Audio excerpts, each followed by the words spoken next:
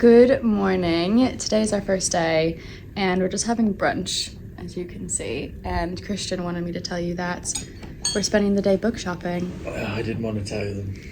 We're gonna go shopping and there are a lot of bookstores that he's very kindly marked out for us to check out because I'd love to get a Hungarian copy of Harry Potter and like maybe A Court of Thorns and Roses, but I don't know if the covers are different here. But that would be super cool. And then we're just gonna chill, go have cocktails. So I'll see you in a little bit.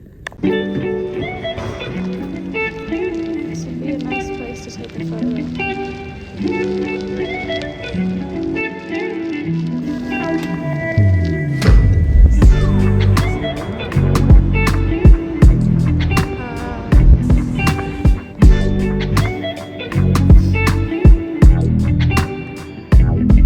So I just went in that bookstore and then I was filming for you. Didn't say anything, I was being very discreet and I got told off for filming and it was pretty embarrassing, but I did get Harry Potter.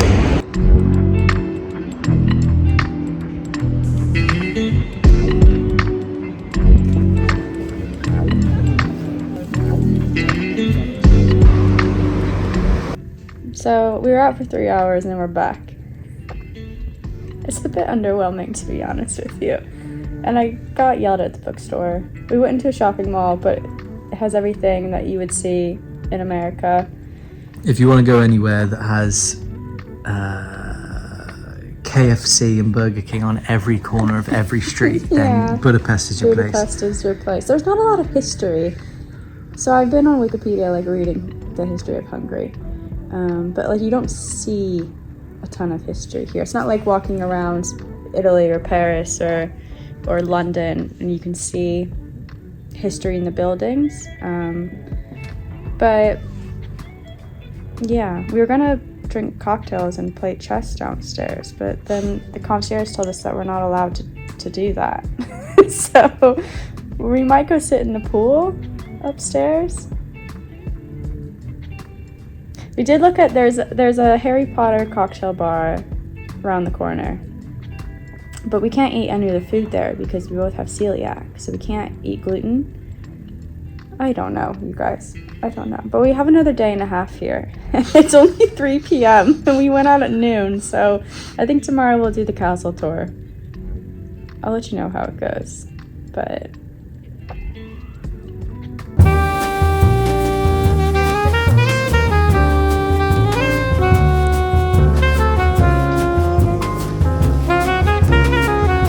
just want to show I came back and they gave me a bookmark.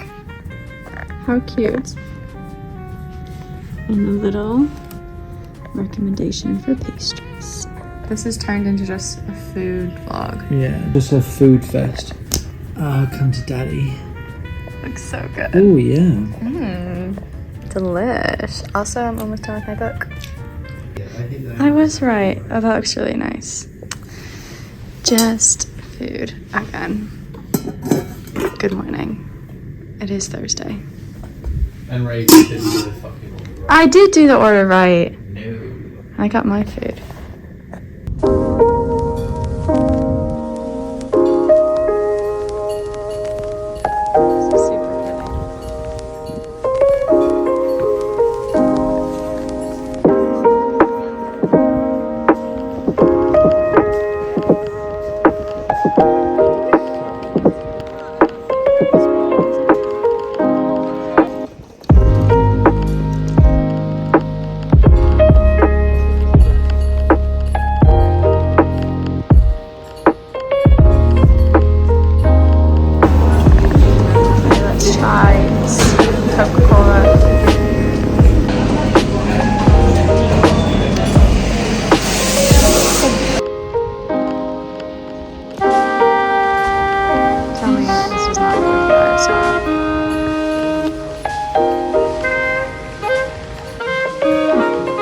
That's really good. Try it. It was nice.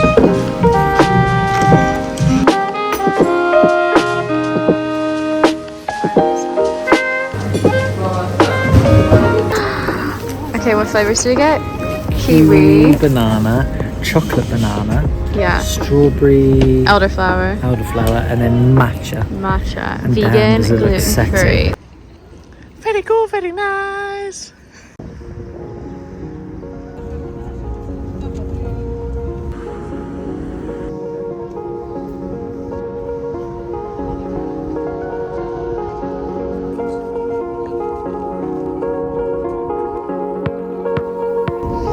Say hi.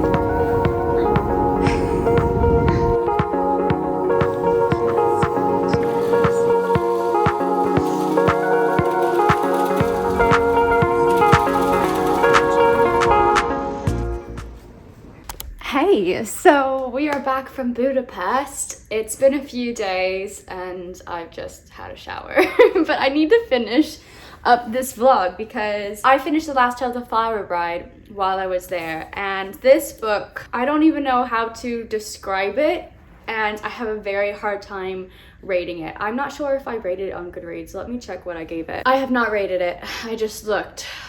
I'm gonna have to rate it here.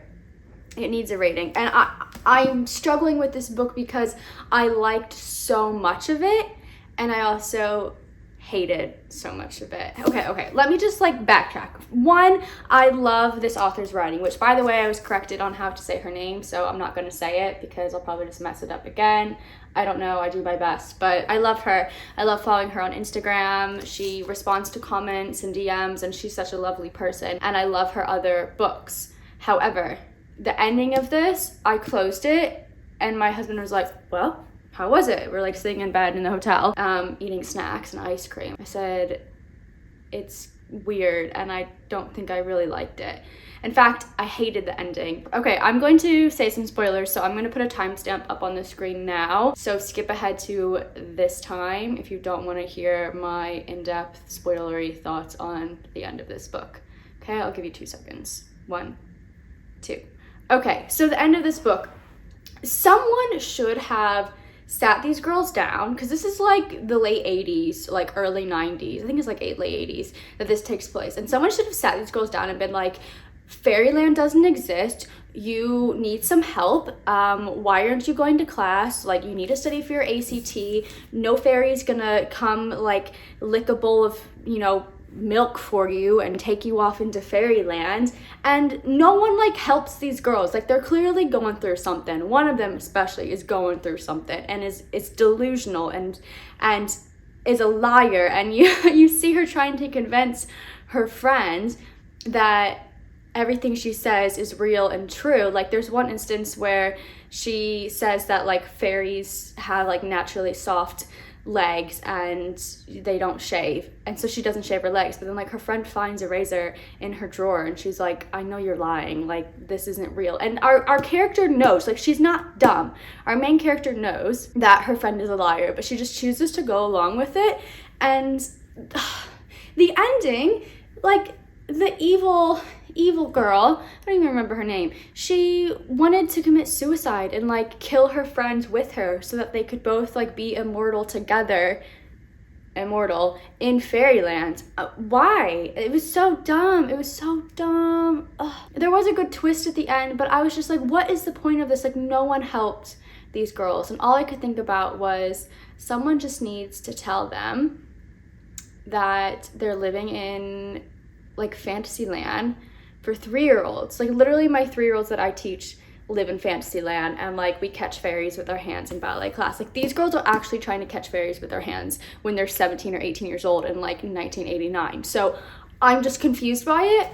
However, spoilers aside now, we're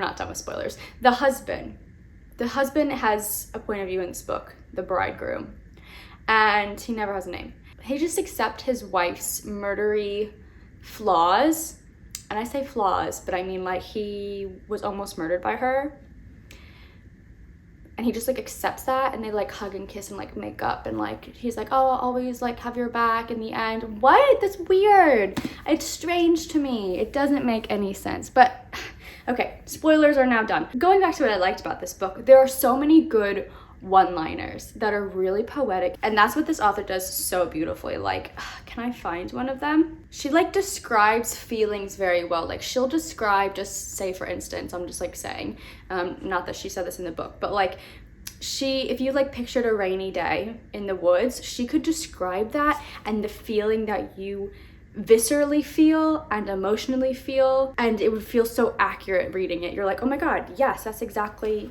what it feels like to be standing in the woods in the rain. Like, I can even smell like what you're describing. She's very good and very descriptive with her words. There is an instance where one of our characters believes one thing and their memories have warped and shaped the reality of it to cope with the trauma. And I liked the way she went about that, because the whole time you're reading this perspective, you're like, did it actually happen like that? Or is he just misremembering it? Or is this a coping mechanism? And I think that that was done really well. Okay, but let me just find something that she wrote really beautifully. I don't highlight in my books normally, so I didn't actually like write anything down. Okay, so here I found something that I really love. This is the start of chapter 5. As a scholar, I always found dreams to be frustrating, if not lazy motifs. They might be portents or prophecies, messages or mysteries. Dreams might pass through gates of horn and speak truth, or sneak through gates of ivory and speak false.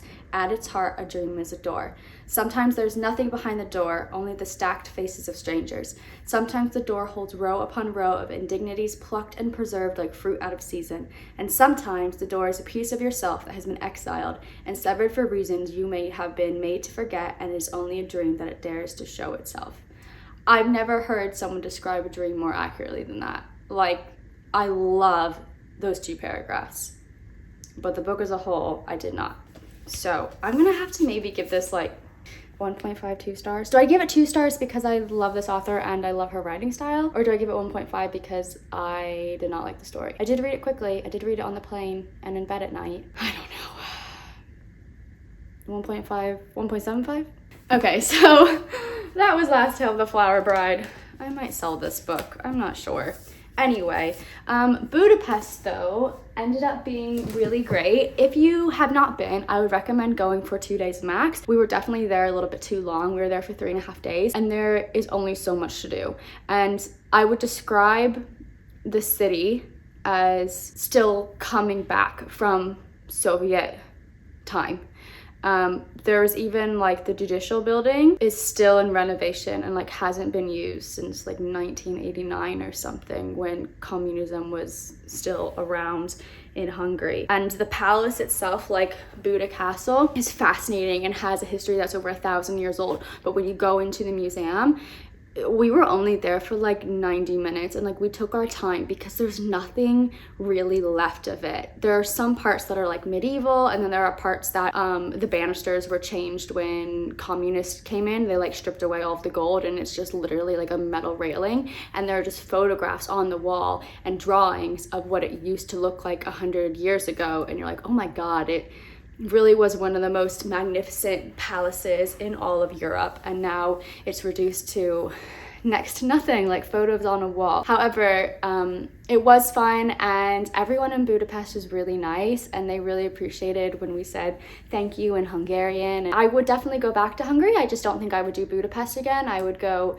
see something else. I know that there are some amazing spas, which actually we did not do the spas in Budapest just because we heard that they can be a little bit nasty at night, if you know what I mean. We're like, okay, we're not gonna go to that.